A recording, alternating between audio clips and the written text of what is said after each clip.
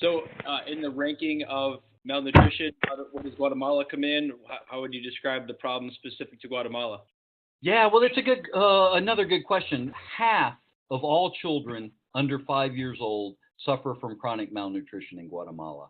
I mean, that is an unconscionable percentage. Half of all children under 5 years old, and that places Guatemala in an ignominious ranking of third worst in the world in terms of chronic malnutrition. Well, and I think about that, and I've lived in the United States my whole life.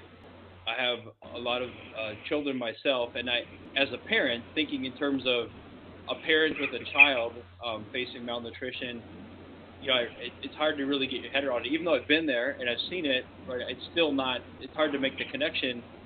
When you speak of these things, how do you help 20-something students at Vanderbilt University kind of get their head around how to relate to these types of problems? Yeah, well, it is an issue because it's something that is so foreign to our daily lives. You're right, but it's also something when you put it in those terms, and you do have a bunch of kids, don't you, Eric? You got a whole bunch of kids, don't you? I have a whole village myself. When you put it in those terms, it really makes it human. No parent would want their kids to suffer from malnutrition. I mean, we can say maybe a couple of psychopaths somewhere in the world, but essentially no parent would ever want that for their kids. And I think we as a society, nobody would want that for any kids, right? There's an innocence in childhood. There's something where we want to protect kids. It is hard to convey to my students, my mostly privileged students at Vanderbilt, but I try and put it in those kinds of human terms.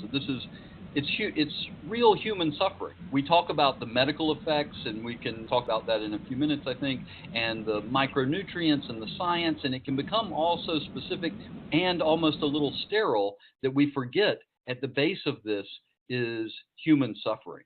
Mm.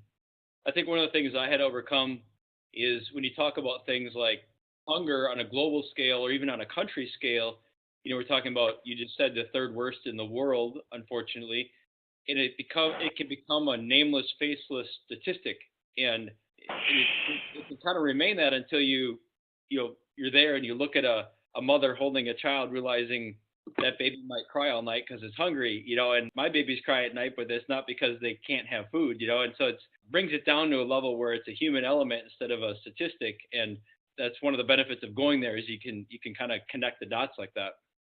Absolutely.